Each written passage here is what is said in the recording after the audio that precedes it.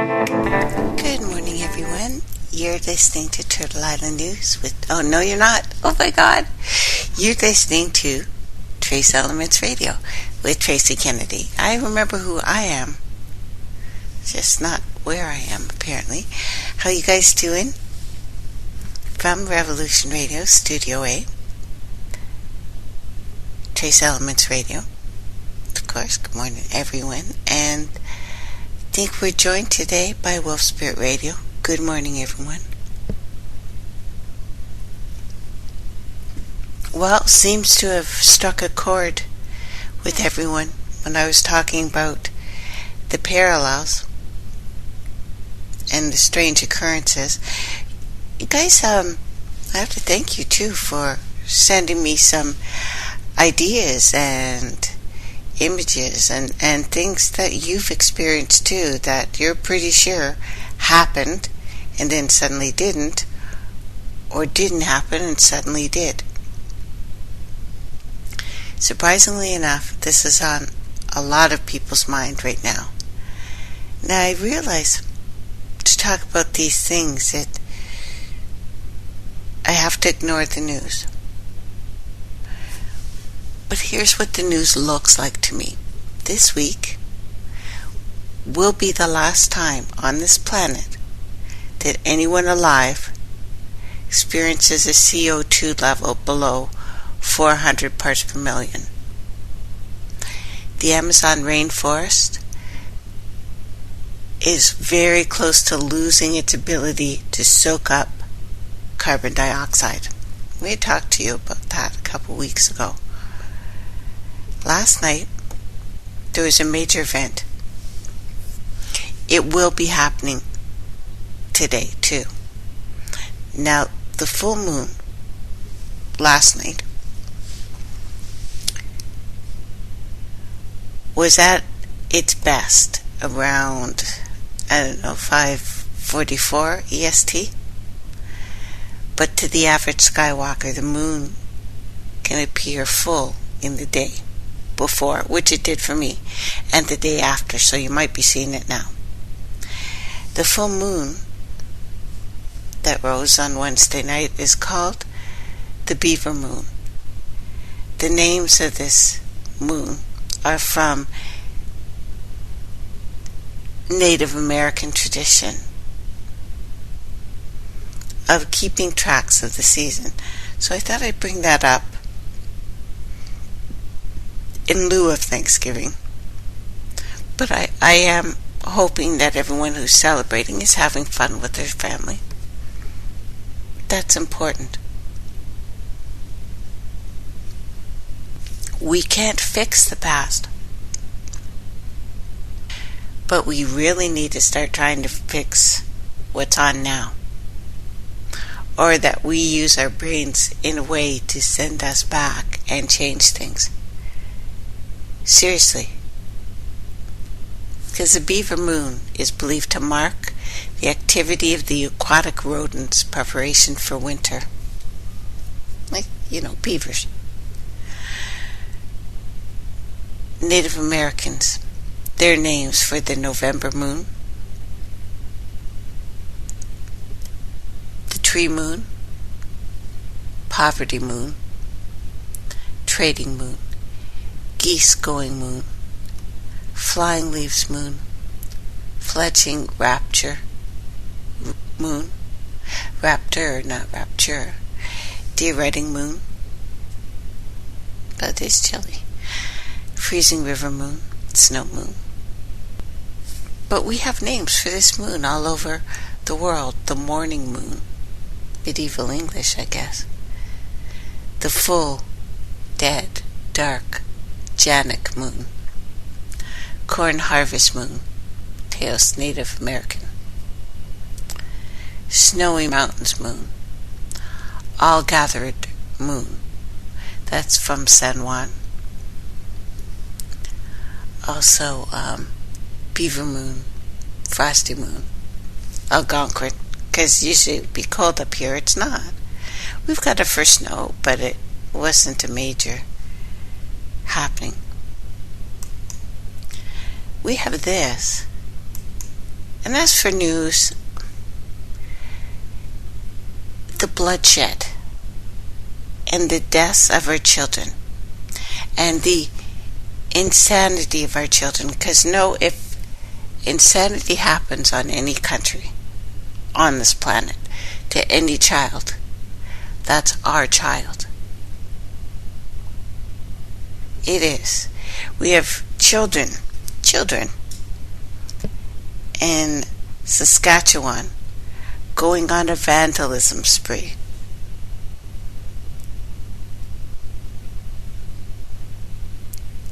In the United States, the United States is I feel sorry for my brothers and sisters there, to be honest. I feel sorry for you to live in such a place. I really do. 17-year-old got shot 16 times in 15 seconds in Chicago. Another bloody massacre at a playground. New Orleans yesterday. And this is supposed to be non-war zones. Unless you listen to my show and you absolutely know this place is a war zone. Between Canada and the United States, our government, of course I'm not talking about the people, although it's the people who are suffering. Our governments are on such a crime spree right now. Slaughtering in Africa. Slaughtering. Genocide. We can't look at it any other way. That's what's going on when you rape a people of their land. There are consequences. When you take the soil in the richest places on this planet, you suffer. Now, a little funny aside I had this morning. I have this picture. Jones finally finalizes his divorce from his wife. The exact same week that Sheen admits he has HIV. She says to herself, because Jones has been absolutely silent on both issues too. And normally he's all up in your face about anything he could make $5 off of. And you'd think, he could come up and either tell a sad story or something and be making some money. I remember when he said, folks, I've seen Charlie's hernia. I would never agree with Glenn Beck, but I think he's right. That is the most bizarre statement anyone has ever made in media. Oh, and it turns out I was right about how wealthy Jones was too. She gets $4 million of his $8 million net worth and the $1 million house. This is all public record, of course. You can check into it. Maybe Jones is just one of the dudes in the many gay sex tapes people are now threatening to release. Seems odd. His divorce would be so perfectly timed with Sean's admission, and that Jones won't speak a word. I guess we know what finally makes Jones shut up. His mouth being full. They do make a pretty cute couple with, Jones and this little chubby thing. There's some guys like that. I won't judge.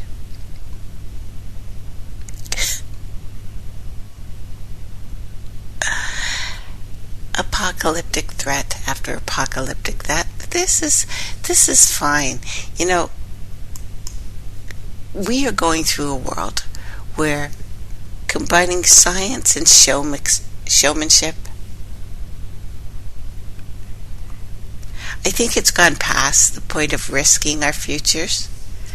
That if we can take control of where we go from here, we need to do that very thing.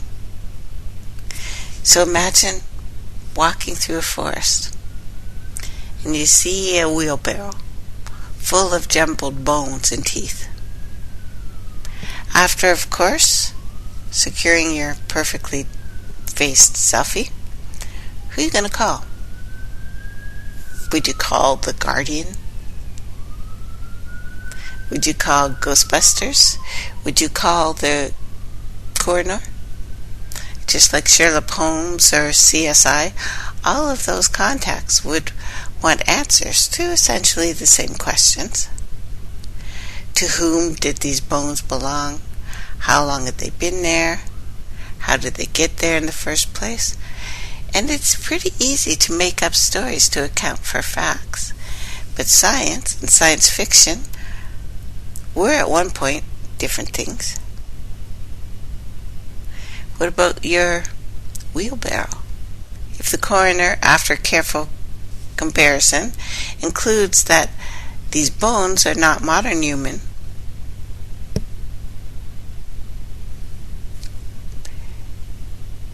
well, then paleontologists would take over the investigation. And this is where the fun comes in, because we are practitioners of this small and particular specialty are far outnumbered by science studying fruit flies and embryo and geneticists, but we register media punches far above the meager collective weight they kind of do. Nothing excites them more, anyway, than a new bunch of old bones. And the period, and the public loves stories about human origins almost as much as they love crime. Pyramids, dinosaurs, ETs, Cardassians. Our species' fossil record is pretty good compared to many creatures with softer insides. Why then does it seem that we are constantly bombarded with headlines proclaiming the most important find in 47 billion years, and a find that changes things for all humanity, and blah blah blah blah blah blah blah? Back in 1999. That's, of course, unless you're kind of digging my did we just jump into the timeline theory again, because it's looking like we just did. This 1999, the production schedule, National Geographic magazine, drove a premature zoological study, naming a smuggled Chinese fossil as a missing link. But the fossil, already rejected by both science and nature, turned out to be a scandalous fake, and a composite of different animals.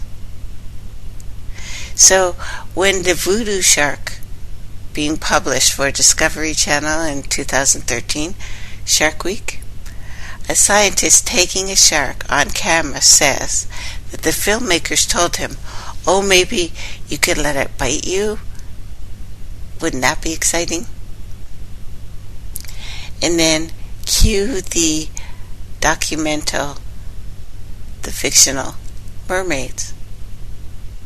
So when recent developments in the search for Queen Nefertiti's crypt are mashed up with candidate Bush or Ben Carson's notions about Joseph building the pyramids to store grain, what science and what entertainment will emerge in the television special? Well, it's usually interesting. Unfortunately, though, the frequency of storytelling skewing the science appears to be increasing in newspapers, magazines, television, and do not let me get started on my brothers and sisters in the alternative media who will say anything for a rise. Anything. I realize a good story is a good story, and we do love a good story. But when something is out and out crap and you don't take 5 minutes to Did NASA really say that? It would take 5 minutes, kids. Now, the time from discovery to display, and sometimes old bones may really be important, particularly if we know how old they are, how they got there, and whether the headlines about different from anything anybody has ever seen before are accurate. As for your wheelbarrow's contents, with multiple individuals from the same species, with many formerly unknown body parts, there may be much biology to be illuminated by a careful study of context and anatomy. Darwin predicted that the fossils of human ancestors would be found one day. Sure enough, they are being found across the globe, studied with powerful tools, DNA sequencing, satellite imagery, special scanners, but bones never come labeled. They are found broken, covered with sediment, and they can take years to carefully extract, clean, compare, interpret. Tedious, boring, shortcuts? Well, why not just cut to the flash in the world of cameras and call anything you want, because that's what's happening. Do you remember Lucy? Composite creature. Different species. Hominid and non. They found a bunch of things, glued it together, and people are still saying that was a major find. The media have long covered human origin stories. However, publishing in a scientific journal is now usually the ticket to broadcasting your discovery all across the media, in the known universe perhaps. Start with a stage-managed press release featuring a high production values, 15-minute news cycle means that your story won't last long, except in really braggadocious corners of the blogosphere. But never mind. Possibility of popular books and TV documentaries will have materialized all the science, and editors along the way understand that proclaiming the discovery of a new species, confirming someone's idea of an alien or God or dog or the boogeyman, will give you much street cred. And we're seeing that. Now, American television recently offered what appeared to be a Wednesday evening choice amongst choice. CNN featured the incredible spectacle of Donald Trump debating rivals for Republican nomination. PBS premiered a Nova, National Geographic documentary on some old bones, already christened with the new name a week earlier. The documentary concluded with a suggestion that Darwin's great metaphor, the branching tree of life, described how lives many species originated, now needs to be replaced with the idea that a separate hominid line split apart, but then somehow merged back together throughout time. The metaphor of a melting glacier, awash streams, was used to describe this misleading notion of evolution amongst species and lineages. Accompanying graphic poured the melded species lineage into some sort of glacial lake representing our species, Homo sapiens. In viewing such misplaced metaphors, pretending to be an educational program was chilling to anyone who realized that it was nonsense and wondered why there was no outcry. No one mentioned it. And I guess the same thing happened for physicians watching CNN, where candidates were discussing whether or not vaccines were causing autism. For many years, medicine, meteors, dinosaur space travel, human origins have all been a high visible, widely entertaining, specific, scientific topic. And for many years, we have relied on evaluation by editorial and professional peer-reviewed scientific journals, reporting by science journalists, individual judgment of educated citizens to place new scientific claims in proper perspective. Under those conditions, the trend towards science showmanship at first was tolerable, usually because it rested on some foundation of solid science.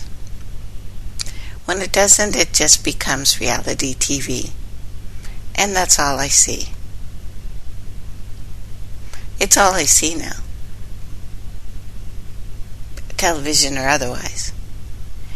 It is bread and circuses. That's it. No great hidden thing is coming in front of us. No wonderful, beautiful, life-changing news is coming to us.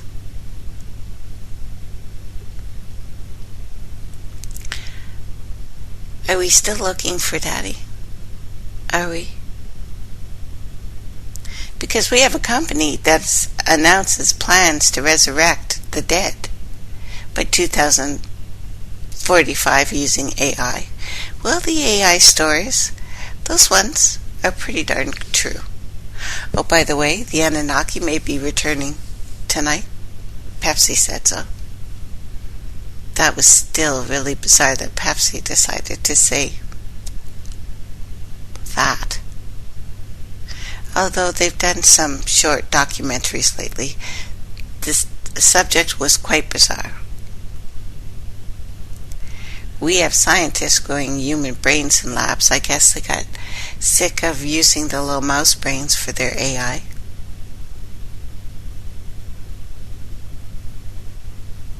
What else? Science, that gigantic plasma tubes float above the earth. Well, we have gigantic plasma tubes inside our body, so it's not a big thing. Cern went heavy metal, like I said it was going to, and the day said it was going to. Did it open portals? Did it open more parallel universes to us? Probably. But they did smash some iron. They did. They smashed some iron. It's very heavy. We're very excited.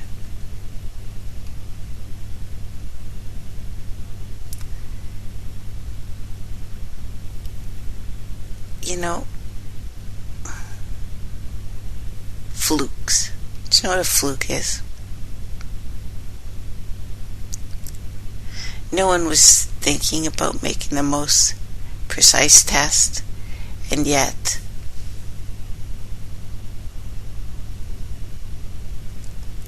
a satellite launch, they said, proves untested theory of Einstein, relativity. We're talking about parallels again. For some reason, I'm riding the stream with you guys. I see things and then others start talking about it, or we all start talking about it together. I'm not saying I'm the first of anyone to do this, but the same things seem to be going across the mind. because we're going through some things right now. And I realize that I could, and some people probably want me to talk about the news.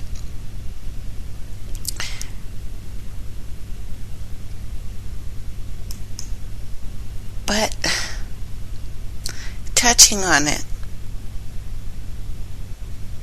I'm sorry, I'm thinking if I live in a world where children can torture a dog for hours and have no, what do we say? Yeah, I know kids when I was little who used to blow up frogs. But they went home and they got their ass beat. And they stopped. But now we have children who are just running wild all over this world. Our children are being slaughtered right now. And the ones that are alive and actually even being well fed are so unloved that they can't know that torturing a tiny, defenseless dog is wrong. So you want to talk about terrifying time loops? Because we're in one. And I'm finding it at least a little terrifying right now. There's a man. No, this is science. These are doctors talking to us, but we'll listen and discern this one. Man who is trapped in a constantly repeating deja vu. Scientists believe this extraordinary case of a 23-year-old, 23, even that number stopped me because we're hearing a lot at 23, but a 23-year-old British man with constant deja vu may have been triggered by anxiety. I'm thinking, yes. I'm thinking it absolutely is triggered by anxiety. I'm thinking our jumping back and forth is being triggered by anxiety. Because it really looks like we're jumping back and forth, doesn't it?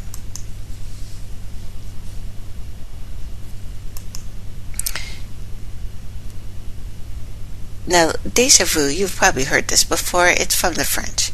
It's literally already seen. And most of us know that feeling. A fleeting, floating sensation that you have been somewhere before or done that before. When common sense tells you it's not possible. When everything is telling you it's not possible. The reason it's important to me is because other people are thinking the same things that we've talked about within days. Now, according to research, 2/3 of us experience at least one deja vu in our lifetime. Yet very little is known about what causes it. And I'm experiencing deja vu in, I don't know, daily now? That I've either done that or I've done that and this isn't what it looked like last time. Now, a group of scientists in the UK and France and Canada have studied this strange case of this man.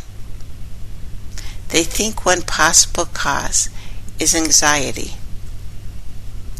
The man's condition was so persistent that he avoided watching TV, listening to the radio, reading the newspapers because he had felt that he encountered it all before. Now, did the doctors call this a new case because he wasn't watching TV or listening to the radio or reading the newspapers? Now, a cognitive neurologist who worked on the study says that the man had a history of depression and anxiety and had once taken the drug LSD in university. otherwise completely healthy. I think our brother opened up his mind. Now, the doctor said he was striking because he was young, otherwise aware, but completely traumatized by this constant sensation that his mind was playing tricks, lying to me. I think they're lying. I really do. I think he's telling us this young man is feeling what we're feeling, except he's feeling it more constantly. I have the full article up there for you to look at. Time loop. This young man is basically giving a high five to what we're saying we're feeling right now. And it's a pretty big deal for people all over the world to be feeling the same thing, an embarrassing thing that we don't want to talk about. And I was thinking about Dave Corso when I was saying this, because this could give us an entirely new way to look at what alternate personalities are, split personalities, if you will. What if it's not a split personality? And that's why science fights against that, saying it does not exist, you're the same person. Well, what if you are the same person, but not from now, not from here? What if the weird things that we're seeing walking around us, the shadow beings, is because we're not all the way back yet? Crazy? Now, October 19th. So this is all within the last little while. Michio Kaku spent a week on a road trip across America. During it, experienced what he calls his most intense case of déjà vu ever. Again, the 19th. There's been a lot going on this month. He said, rolling through Memphis for the first time, he walked into a lobby of a hotel at which he'd reserved a room for the night, and immediately felt that every fiber in his being that he'd walked into that lobby before.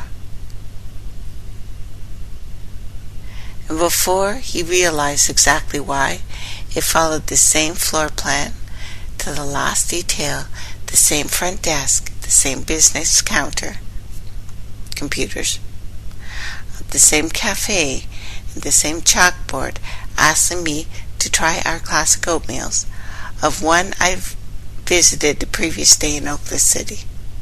So he's chalking this up to a generic American experience. But I find it far more interesting, this phenomenon. Now, Michio Kaku, his work's best known for his physics, right? But has some ideas of his own about what we are experiencing during a déjà vu. He says there is this theory in the Big Think video that I think I put a link to on the page, that déjà vu simply elicits fragments of memories that we have stored in our brain, memories that could be elicited by moving into an environment that remembers or resembles something we've experienced before. But he adds, to perhaps flip between universes. Does déjà vu tell us anything about our position in these universes, giving us signs of the others, even as we reside in just one? Kaku Quotes, an anthology, first made by another physicist, from which frames the notion of a multiverse. In terms of our vibrating atoms, the frequency of a radio signal. If you're living inside your living room listening to BBC radio, that radio is tuned to one frequency. But in your living room, there are all frequencies: Radio Cuba, Radio Moscow, Top 40, rock stations. All these radio frequencies are vibrating inside your living room, but your radio is only tuned to one frequency. Sometimes, for whatever reason, we hear two signals on our radio at once, or more.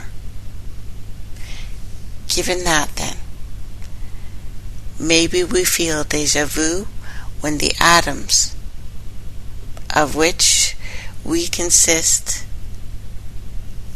no longer vibrate in unison with the other universes, when we have decoupled from them and we have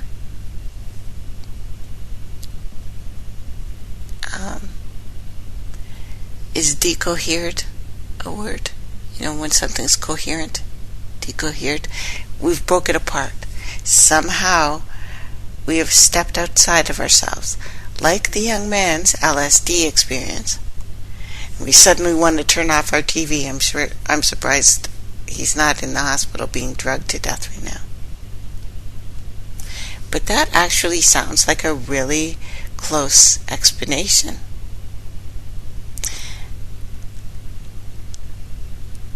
Kaku ultimately grants us deja vu is a fragment, a listening memories, fragments of another situation. Multiverse, traditional explanations, such as ones written in venues of Scientific American, Smithsonian, but in case, I think it's something else. And I think he knows it. Or at least suspects it. I do. I think he suspects. And it's odd that people are thinking about these things. Deja vu, to me, explains a lot more of what's going on. It really does. Because when we talk about the shadows and the timelines and the parallels and the parallax and the quantum psychosis going on right now, because people are losing their damn minds. You know what parallax is? It's a displacement or difference in apparent position of an object viewed along two different lines of sight, and it is measured by an angle or semi-angle of inclination between those two lines. Term derived from Greek, means alteration. Parallax is also a fictional comic book supervillain, DC comic universe. And just about everything in our lives is all comic book superheroes, X-Men, and strange, twisted truths. So I thought I'd bring this in. Was created by writer Ron Marks, artist Daryl Banks, for Green Lantern, in case you were wondering. Where's my nerds at? Parallax was originally devised as a new supervillain, an identity for the former Green Lantern protagonist Hal Johnson. But we're not done yet. And we have to talk about, since Cern just did something else equally stupid, Do you remember something I told you a couple years ago? Now, apparently I told you this in 2012. Again, I thought I told you this recently. But, here we go. A would-be saboteur was arrested at the Large Hadron Collider in Switzerland. He made a bizarre claim that he was from the future. Eloy Cole, a man strangely dressed, said that he traveled back in time to prevent the HLC from destroying the world. Now this came out around, well, I talked about it February 8th, 2012, allegedly. That's what my site says. I reposted the thing, but I think that I didn't tell you it then. But we'll go on. The collider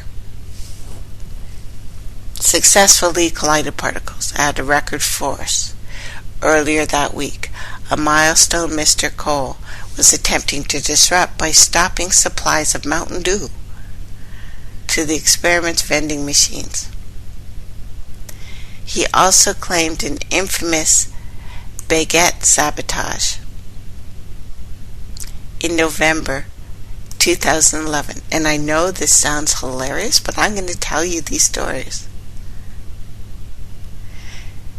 because it happened at the same place. Another bizarre accident happening at the HLC, that enormous particle accelerator buried deep beneath France and Switzerland, overheated when it was invaded by a piece of baguette dropped by a bird. Do you remember that one? That was, January 6, 2012. The register reports that the bread entered the machinery above the ground. And honestly, they've spent $4 billion on the thing. You'd think Cern would have, I don't know, a tarp?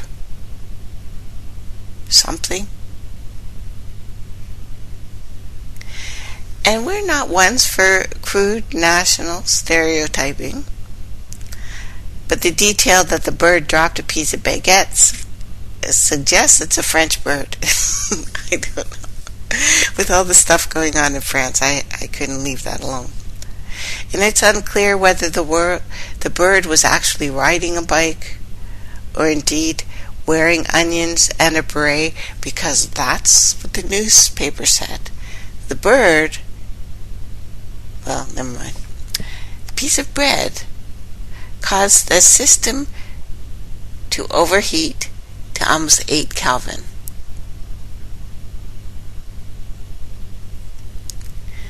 A normal operating temperature is about 1.9 K. Had it been turned on at the time, this temperature spike would have shut the system down to prevent it from approaching the 9.6 K mark, where the neodymium titanium magnets quench or stop superconducting. When this occurs, they revert back to ordinary magnets.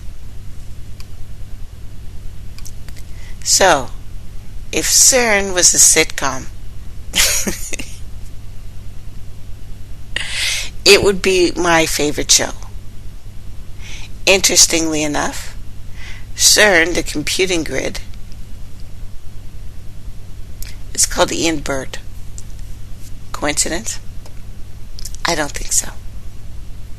Having failed to break Cern during a computer-related stress testing, conspiracy theorists may suspect that the bird was turned. Well, the bird, because there's been several birdings there. Weird birds that just appeared. Well, now it's using baked goods, or at least it did that time. Anyway, the increasingly bizarre incidents befalling Cern, making me suspect long ago someone realized that the blessed thing is not going to work, and they're having to come up with ever more elaborate excuses. Superstitions will be no doubt confirmed when Brian Cox tells New Scientist that his cat ate his calculus. I know it's odd, but Mr. Cole was seized by the Swiss police. This is true. This is 100% that really happened. Whether he was the bird or he sent the bird, we know that a bird has been blamed for shutting that thing down at least 3 times now. So Mr. Cole, seized by the Swiss police after Cern's security guards spotted him rooting around in the bins. He explained what he was looking for: his time machine power unit, fuel specifically, a device that resembled a kitchen blender. The police said that Mr. Cole was wearing a bow tie and rather too much tweed for his age, that he would not reveal his country of origin. Countries do not exist where I come from. The discovery of Higgs boson led to limitless power, the elimination of poverty, and Kit Kats for everyone. But it is a communist chocolate hellhole, and I'm here to stop it from ever happening. I'm going to have to admit that I used to steal all of the Kit Kats out of the bags and not give them to the kids. They're my favorite. Okay, moving on. Other than frozen Mars bars. Okay, I digress. So, this isn't the first time time travel has been blamed for mishaps. Japanese physicist Masao Nagamiya and Danish string theory pioneer put forward the hypothesis that the Higgs boson was so abhorrent that it caused a ripple in time that prevented its own discovery. They blamed time travel on the fact that it's taken them so long. Parallels. Anyway, so Professor Brian Cox, a Cern physicist and a full-time rock and roll TV scientist, was sympathetic to Mr. Cole. Bless him, he sounds harmless though. At least he didn't mention the bloody black holes, which, surprisingly enough, have been a problem. Now, Mr. Cole was taken to a very secure mental facility in Geneva. He disappeared from his cell. Surprisingly enough, the police were baffled but not bothered by this. Why would you not be bothered by someone disappearing from a cell? Seriously.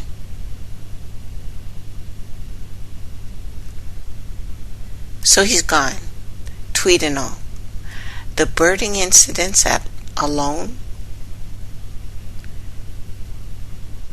I'm going to have to look that up, maybe on break, because I know we've had at least 3. And, chucking a baguette in there is pretty low. I know, it's hard for me not to be silly about this kind of thing. People running around losing their baguettes, flying, apparently, disappearing, reappearing. And everyone's okay with this. I'm finding myself not okay with this. It's strange. These are signs and portents and forebodings and suspicions. There's so much going on. And what about the strange precognitive dreams we are having? So if we throw out all of the parallel universe, that we're not actually going to different places or living different lives at the exact same time, what are the precog dreams? We'll go back to a nerdy movie, because I love that. Near the end of Christopher Nolan's Interstellar, remember that one? The astronaut Coop is able to communicate with his younger self, as well as his daughter, decades in the past, using a tesseract. We'll go into that. It is a theoretical, multi-dimensional portal created by our descendants thousands or millions of years in the future or in the past, depending on who you talk to. Coop's messages are oblique. He can't address his younger self directly, but he has to send symbolic messages using books on his bookshelf. His younger self, before his planned mission to a black hole, realizes there's something significant occurring, but misses the precise meaning of these messages, a warning not to go through that black hole that Cern just opened up. Now, if the brain is like a quantum computer, these possibilities I've been discussing, it would work by creating a coherent system, entangled particles that are isolated enough for long enough that they would be able to manipulate information in ways far beyond what the conventional computers can achieve. Because I'm thinking of our mind like a computer. Because the character of the brain, it is self-relating across time. It's elusive, it's indirect. We don't just appear to ourselves bearing explicit messages from the future. Messages from our future self are oblique, like a game. We'll continue with this when we get back. Welcome back, everyone. You're listening to Trace Elements Radio with your hostess, Tracy, and we are live on Revolution Radio, Studio A, and Trace Elements Radio and Wolf Spirit Radio. Thanks for joining me. Once again, all listeners supported. It's been a fast month. And it's really surprising me that so many people are thinking the same thing. Now, we can look at this in a couple different ways. Going to the future. Going to the past. How do you send yourself a message?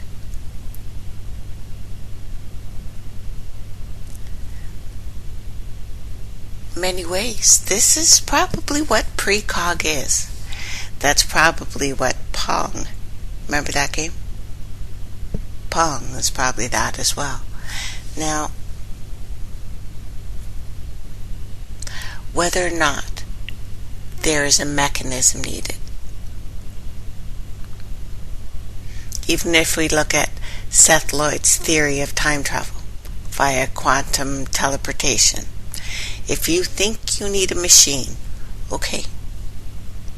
But I predict that some sort of trading and extracting some sort of coherent information across time may just turn out to be a basic function of the cortex, our cortex.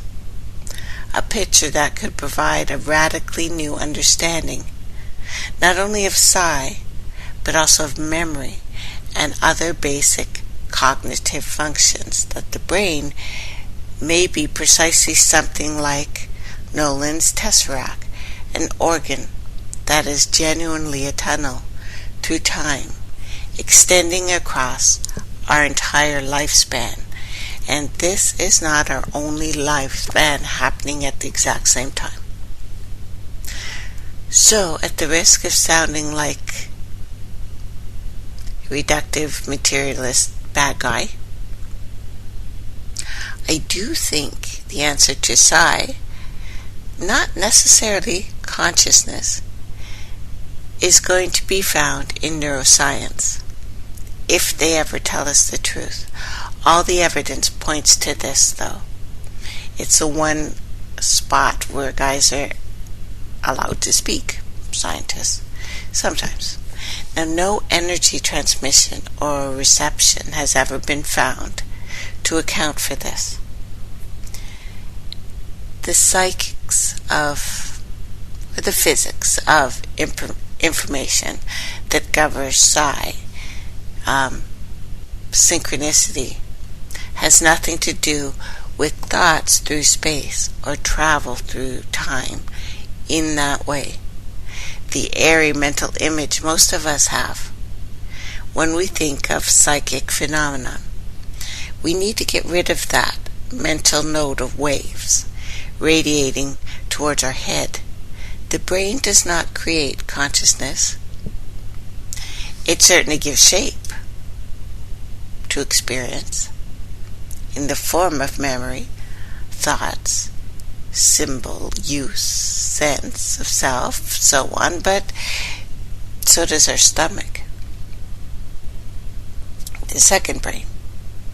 Our experience is processed and shaped by the brain, so our future experiences are mediated through the brain in the future.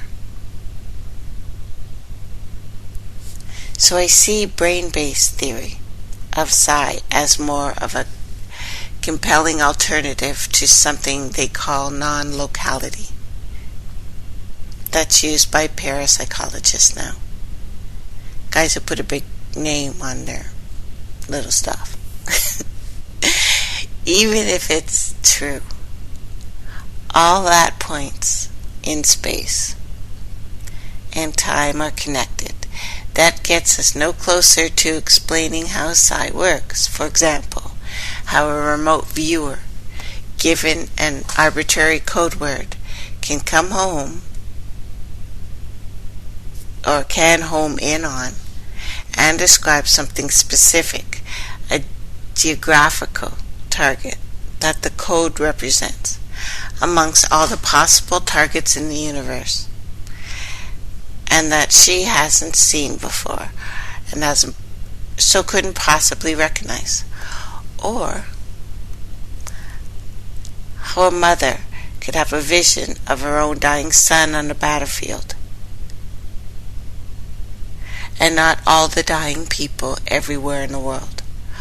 Or why people have premonitions, not of major disasters, but specifically of their own reading of disasters in the news. J.W. Dunn's major discovery in his 1927 book, An Experiment with Time, worth reading. I actually forgot to tell you, and I have to tell you before I forget again. I put up a really good audiobook for you. YouTube has some excellent audiobooks. It's how I do most of my research for my shows while I'm asleep. I don't give myself time off. That's what I do. It's really good. Anyway, so none of this has anything to do with non-locality, which is what most scientists or pseudoscientists are saying is going on. Some are saying that we are losing our memory just because of the fluoride. I can't believe it. I can't. It's not enough. Something else is going on with us. So it's a matter of information search and retrieval. It can't be harder than that. It reveals how intimately personal information is. That we are recollecting information from a future point in our own timeline when we will learn something we don't yet know and don't yet even know we want to know. Psi is thus fundamentally memory, like in the way it behaves. Just as we only remember our own past and not other people's past, we can only remember our own future, and besides being personal, psi is also associative, again, like memory. Now, as in Nolan's Tesseract, the chapter of the brain's self-relating across time is elusive, indirect. We don't just appear to ourselves bearing exact messages from the future. Maybe why we are seeing shadows and rarely full figures, although sometimes now full figures happen. Why we hear voices. Sometimes we can't tell what the voices are saying. Although if the voices are telling you to kill someone, you need to think about it. But we know we are hearing voices. We can't say for sure whose voice it is, if it's one voice, if it's many voices.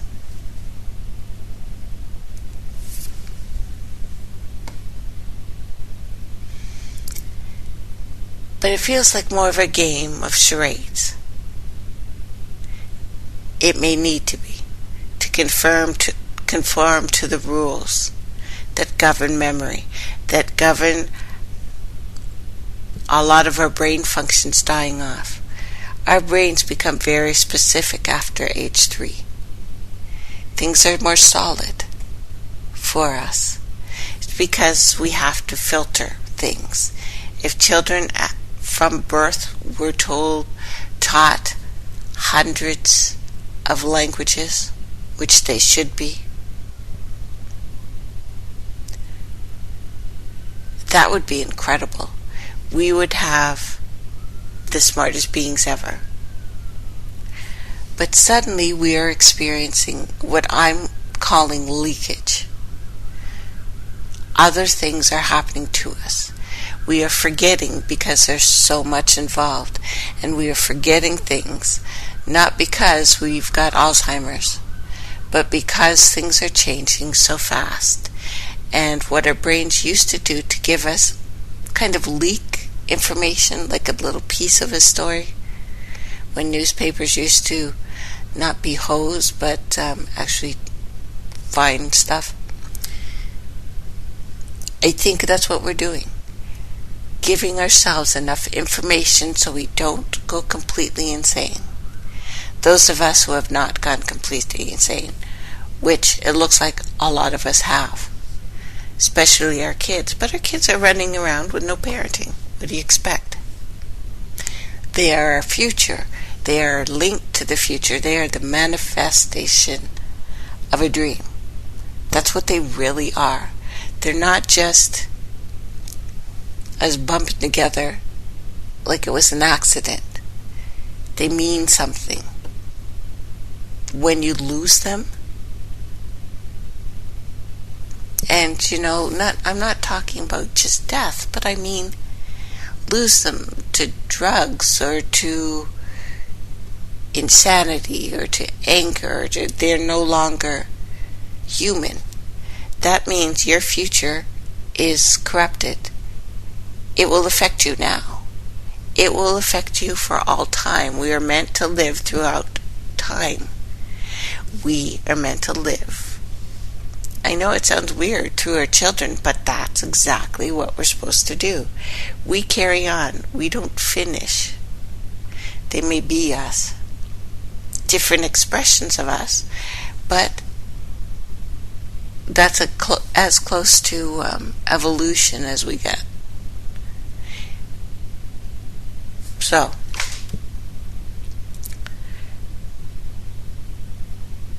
it's not like there's the precog police enforcing these things right now. It's more like informational Darwinism.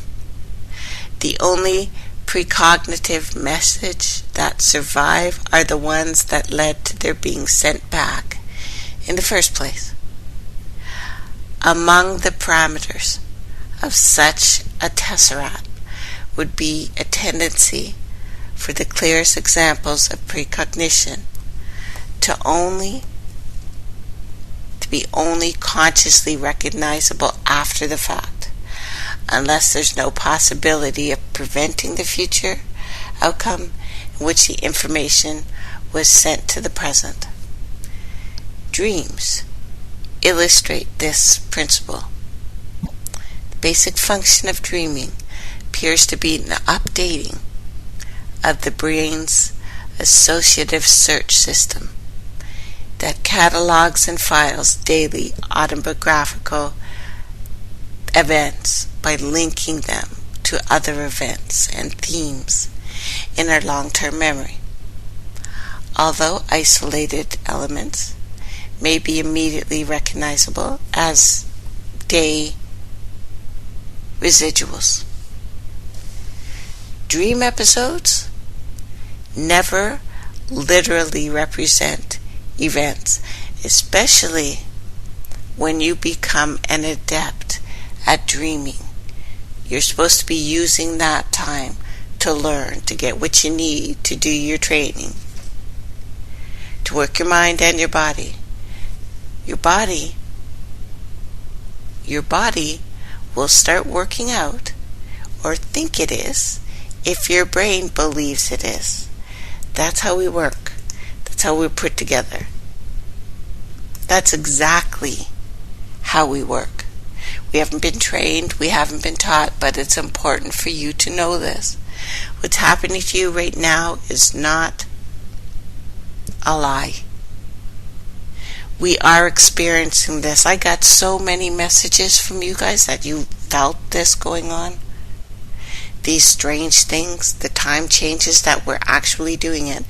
And I think if we can focus together on what this means, we may have a chance to pull our little burning butts out of the fire, because our butts are burning. The biscuits are burning. Hope not in your house, because I like biscuits. God, I'm hungry. Okay, moving on. Standard Freudian dream interpretations, being entirely past-looking, biased to search for disguised wishes. And it's again this weird Nazi timeline stuff, that his ideas are still looked at, even though in this timeline he was a rapist and a hater of women, and completely sold himself out. At first he was metaphysical, and then he got some money and taught the world that we all want to screw each other's brothers and sisters. We don't.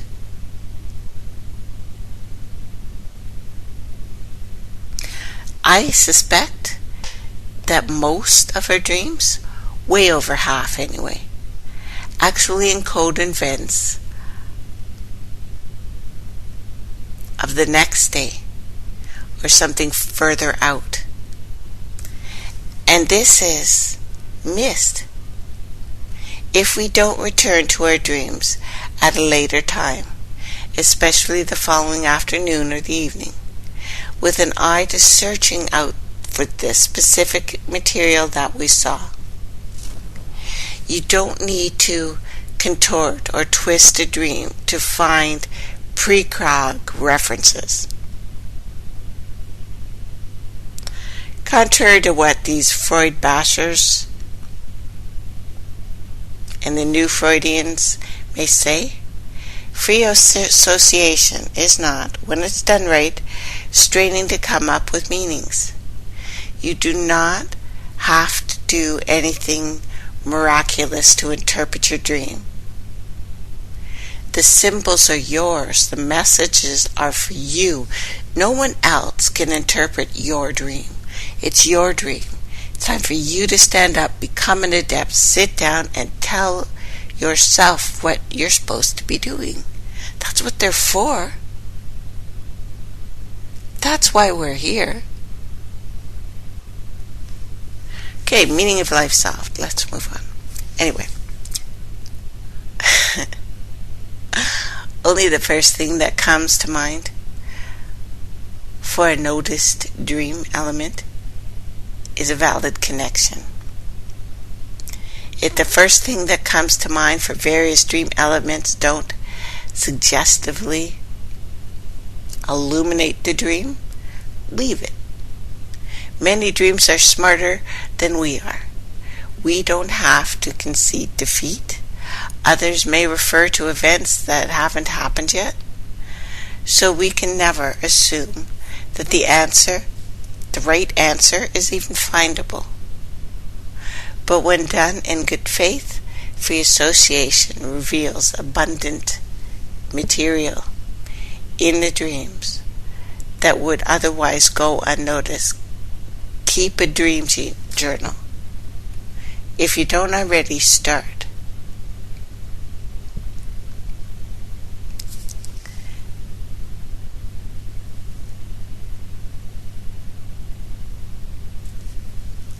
I had a dream where I saw a petroglyph. On my way up a mountain, I stopped at a roadside tourist attraction, a cave with ancient petroglyphs on the ceiling. Most were prominent. The most prominent being was an enormous, elongated, tall, rectangular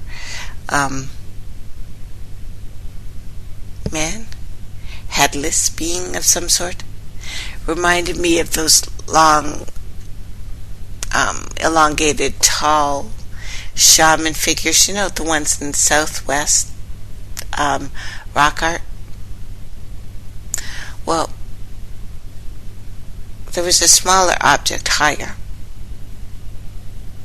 above that figure that I found less interesting. I didn't have my camera with me in my dream, so I resolved to stop on the way back down so that I could take black and white pictures of this petroglyph. The scenes changed, and I realized I had an iPhone in the car, so I retrieved it and I attempted to take color pictures in the cave.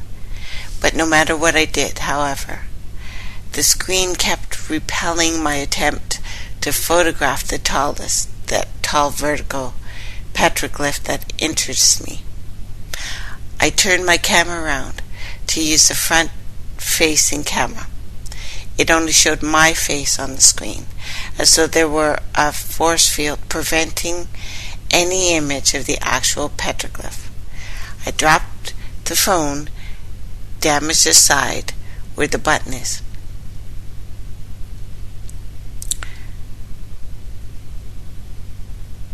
Initially, the only association that immediately came to my mind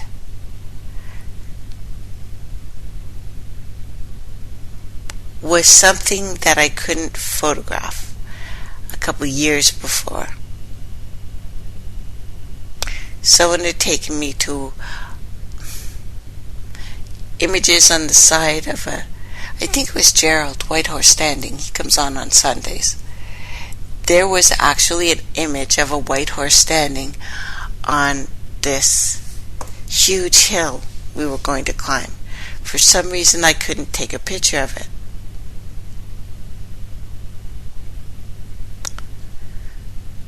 So, there's no reason in my current life, though, to be thinking of that image, other than we know in the future on Sunday I'm going to be producing a show, but it's nothing. But it had taken time away from my work to watch this web coverage of SpaceX's launch from Cape Canaveral.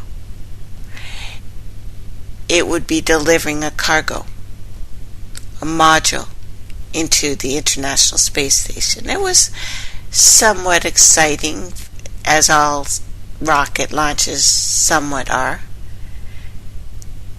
I hate to ask Freud why I think they're somewhat exciting. Moving on. I know it's dirty. Okay. My main reason, though, for watching this launch was my expectation, based on Twitter posts earlier in the day, that SpaceX might broadcast the attempted landing of the first stage of the rocket on a barge in the Atlantic. Remember that one? This retrieval method had failed 2 previous attempts. There were high hopes for this success. For success in this case, anyway. So after the launch, the cameras on board the rocket showed the first stage of separation, but the only views subsequent were shots of the exterior and interior of the orbital Dragon module.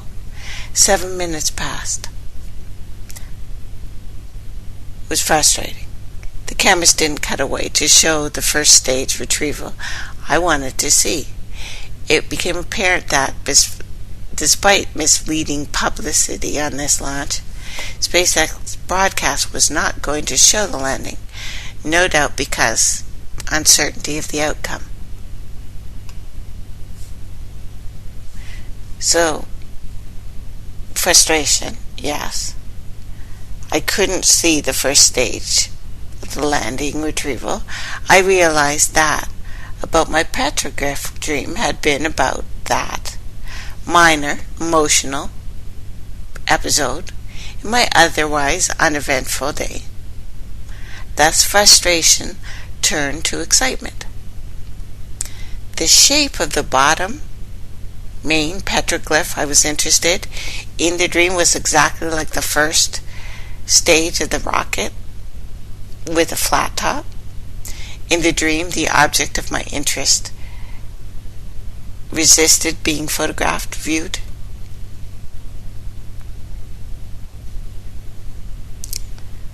One of Freud's key insights was that the subconscious cannot represent or conceive an absence of something.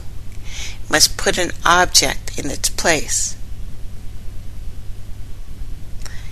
In this case, the cave roof for the empty sky, consistent with the petroglyph idea that it itself required by, well, it fits the bill.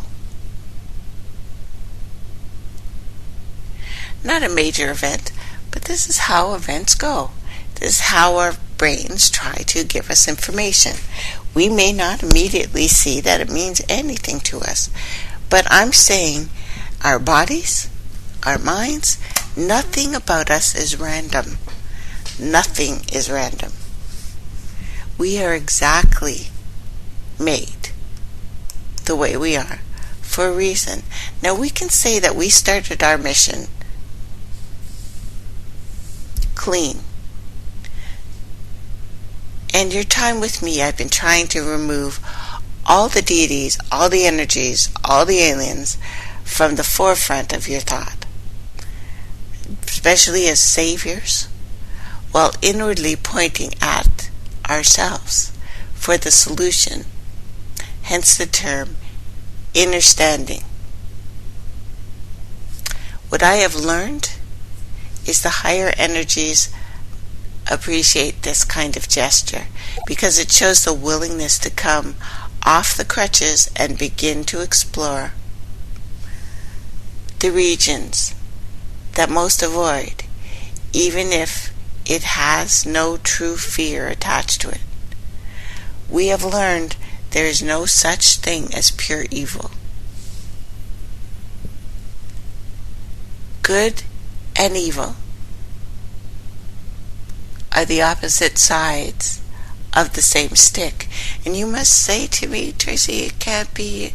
Okay, what about hot and cold? Is there a precise temperature that cold happens? Is cold the same for you as it is for me? Your cold may be much warmer than my cold.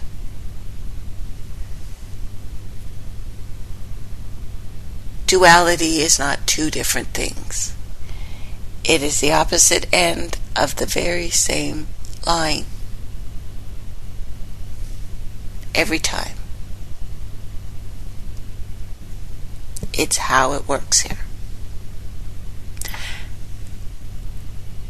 So in essence, evil works for us and can be promptly fired if it is not. To prove this, it's confirmed in most people's minds evil is negativity. Then consider how much of negative 500 you could take out of the bank. None of it. It's a tool. It is a placeholder. That is all. You get control of these aspects, things start becoming easy. Way easy. Now, realizing all of these things we talk about have been a code. Code to the language is interesting in many ways. First, we're able to forgive a great deal of people who we have come in contact and conflict with in the past by realizing one major thing. If they did not know the secret to the language, they were surely the victims of it.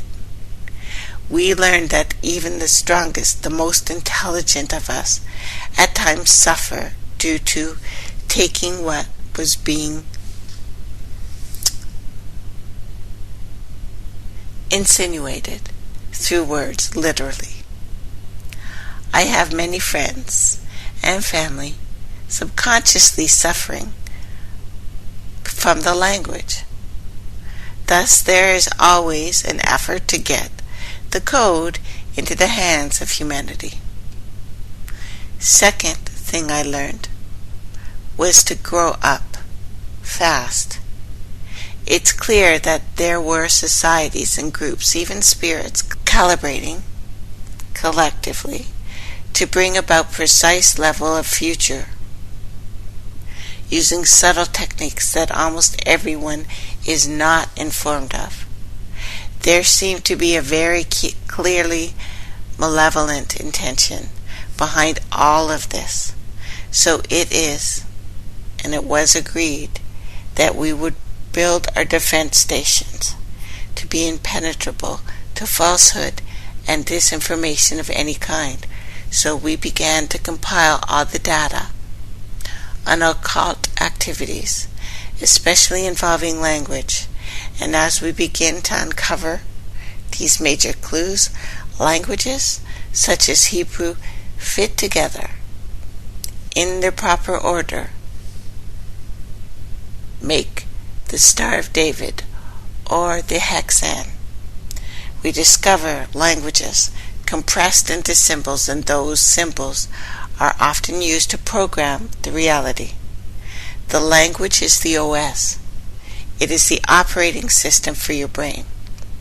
And I have pictures. Hold on. I will put the pictures up.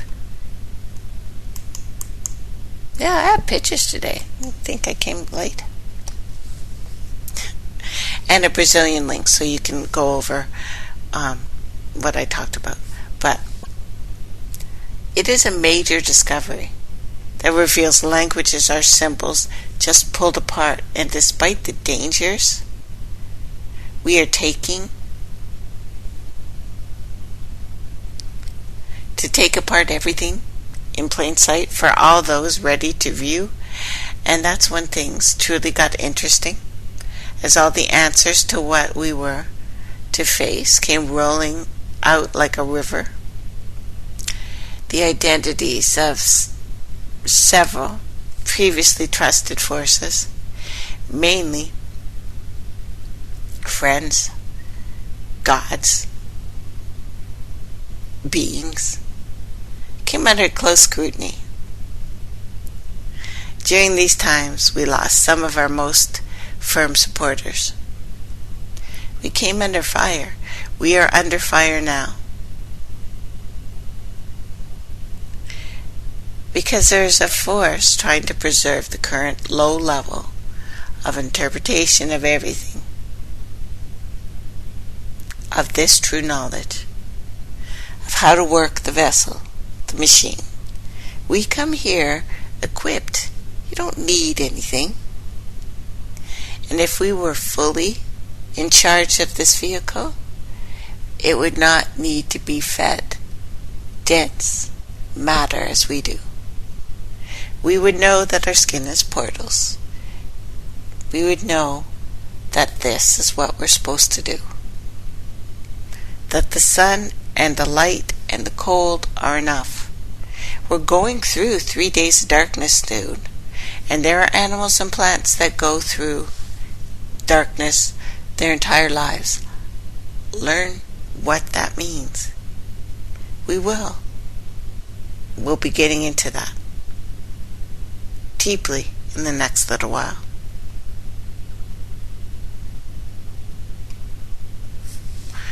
The rest of the spiritual world at large is on the ET kick, while we are proclaiming that we were the ETs, and that when a star appears in the sky, a human body appears on Earth.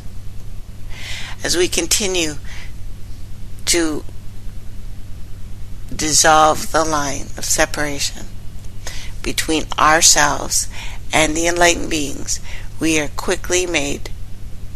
We become that fully and thus whole new plane of consciousness.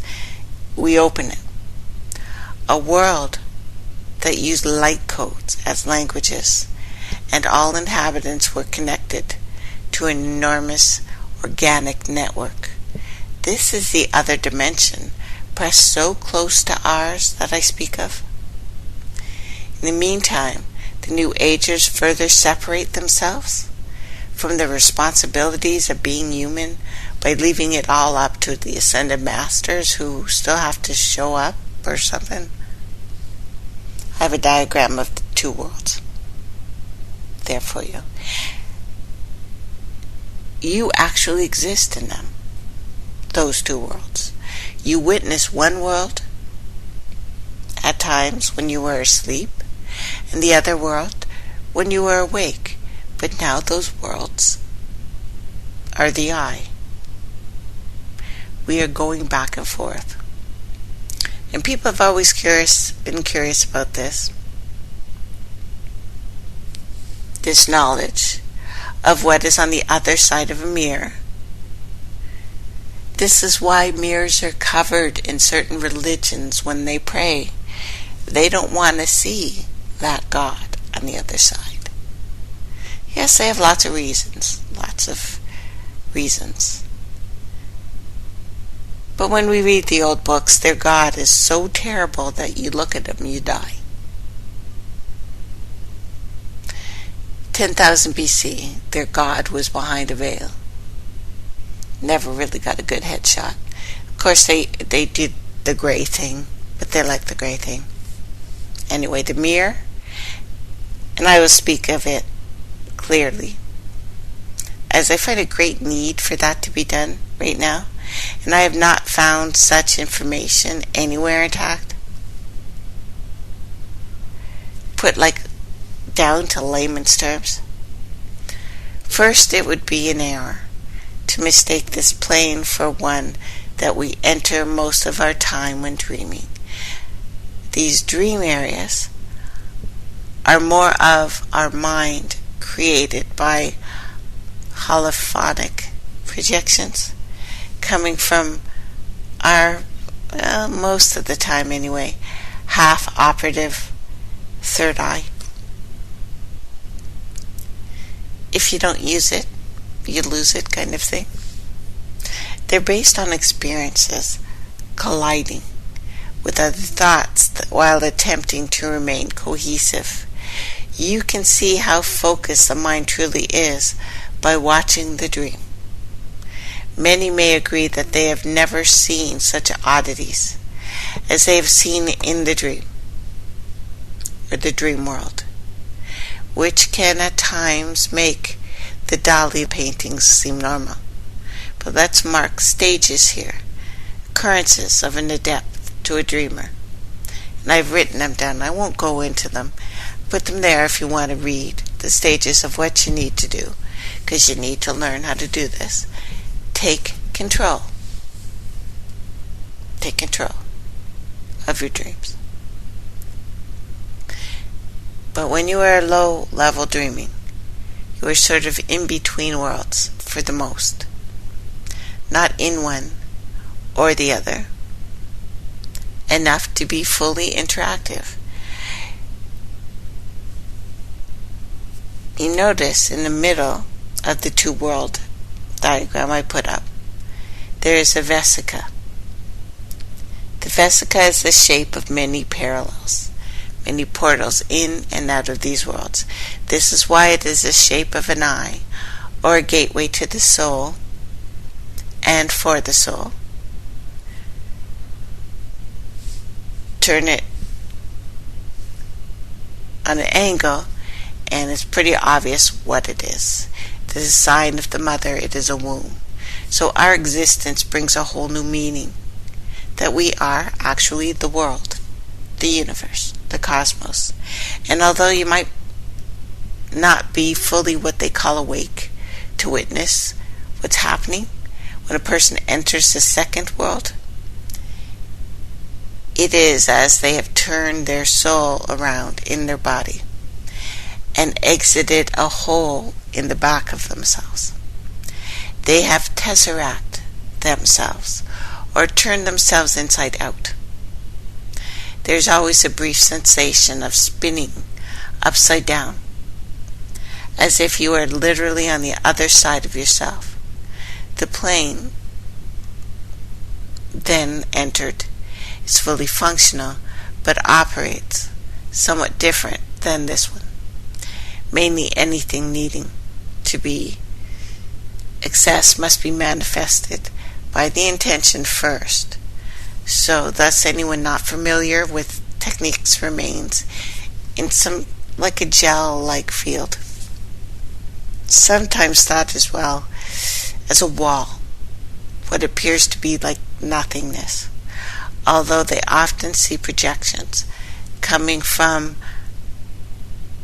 their mind, various things, because the untrained mind sends random thoughts automatically. So the mystery is solved for those who can read the symbolism here. They show Yeshua, or Yahweh Shin, which is rapidly failing, archetyped for the enlightened man, entering and exiting the vesica, because they know the vesica is the portal, and anyone who can access such dimensional gains, various abilities, because there is a vast amount of instruction and instructions on such planes.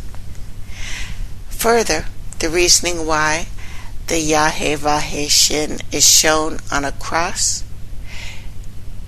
before he crosses over is the cross is actually an unfolded tesseract, indicating the knowledge of how to exit your body, how the exit of your body is located within the symbol of a cross on all levels. He even mentions Jesus. They are aware of all this.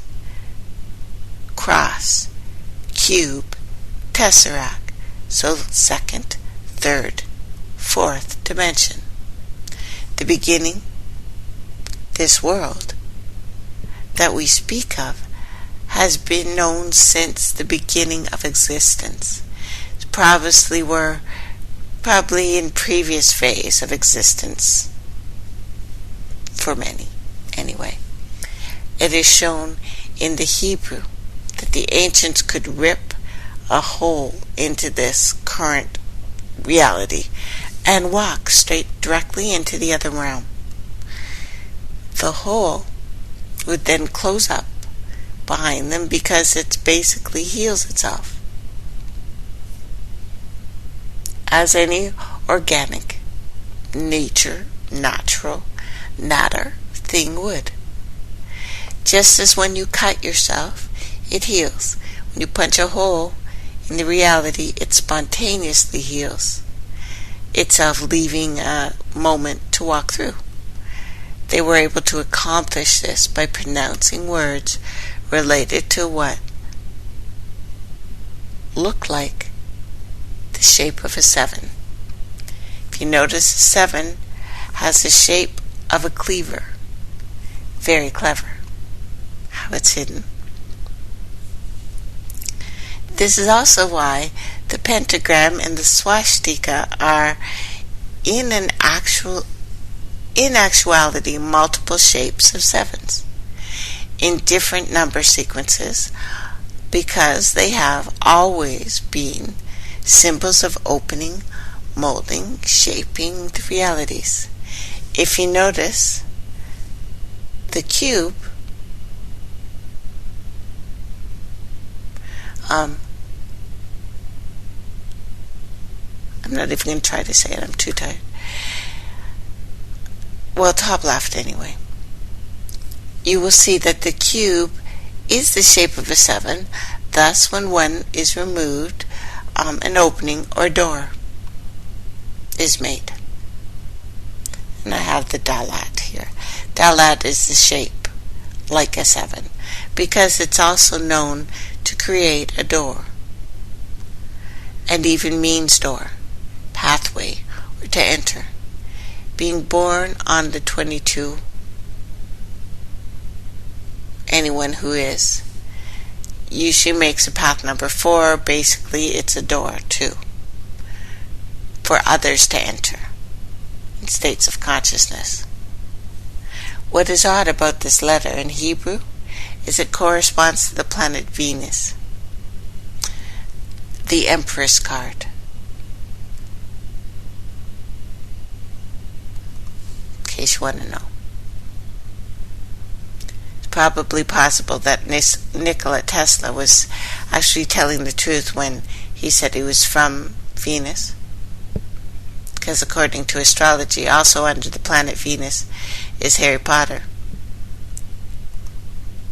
Interesting. And Nikola Tesla. Now, as we begin to glimpse into these higher levels, actually it becomes a deep desire to assist those who are just as dedicated in calibrating themselves properly, so that could witness their own splendidness. Thus the idea of superheroes, activated beings, coming to the forefront as an evolutionary trigger. People with abilities, which we are seeing over and over and over again. We have learned that this is not just a scientific pipe dream, but in fact it is a future state of many. Without the AI, we gained more purpose in knowing that we are actually one of the few factions designed to do it. We are the real resistance. Well, some expected us to be rounding up our knowledge as soon as we, in fact, proved we were just getting started. We have found more and more ways to get closer and closer. We are the fortitude card, mental, emotional strength when facing difficulty, adversity, danger. We do this courageously. The tougher things get, the more we face it. And it's clear that the mysteries have revealed for those who can read the signs and not find themselves deterred by literal interpretations and conspiracy theories and out-and-out lies. And if you just kneel down, this God will save you. As you see, she is depicted with a complete chakra center, grounded, rooted fully in the earth,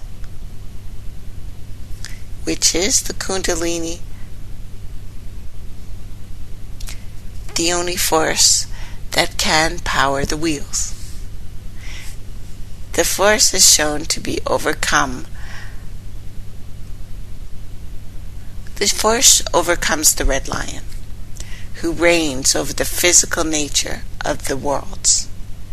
This is shown as a pyramid and a square under the lion's feet, depending on what cards you do, but the images usually come there. Kundalini handles this with ease, while making one strong like pillars if kept in balance. This is what that strength card means. Those that have been doing this with me feel this. After studying endless novels and practicing multiple techniques, it's fully realized that the Kundalini was in itself an advanced state of consciousness, generating endless organic energy. A little contact, and it was able to point us in the right direction, whispering gently, "You are everything, my child." Learn the advantage to this. Conquer your years and your fears. Unite the worlds and the words with the conflict within. It's what we fight, It's not them. It's not out there. That could not happen if you were right. It couldn't. You wouldn't allow it. You would know, just as your mother took care of you while you were sick. It is her you can tell your deepest concerns as a universal mother will always be there for you.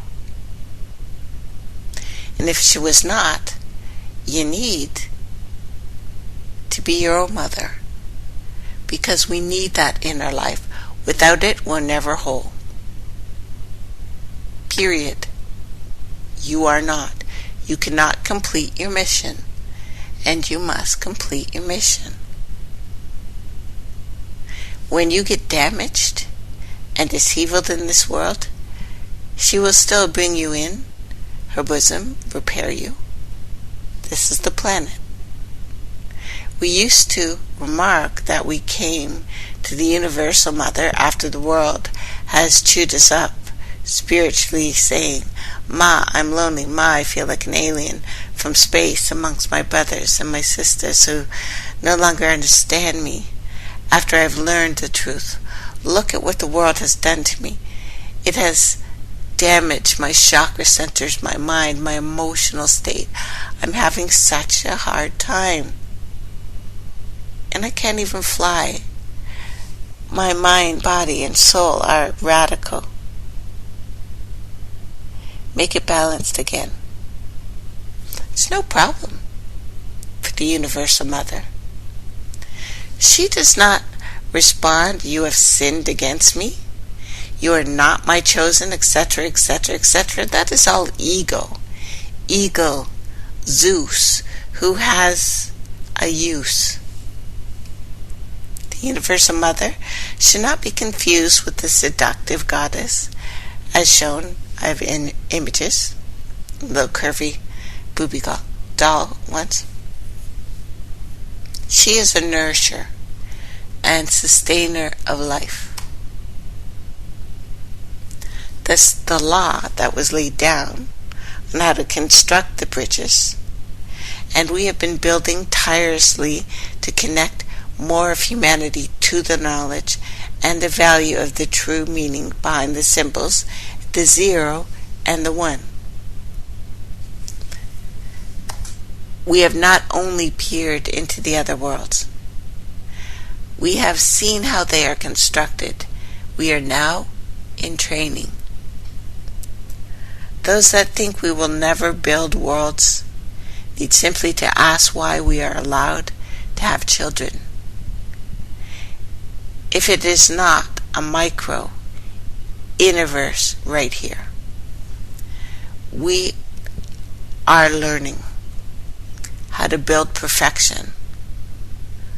So a large part of our mission still remains with the youth, the converted and converting the keys, so we'll be able to inwardly interpret them, as they are suffering the most from the confusion left for them by careless creator parents.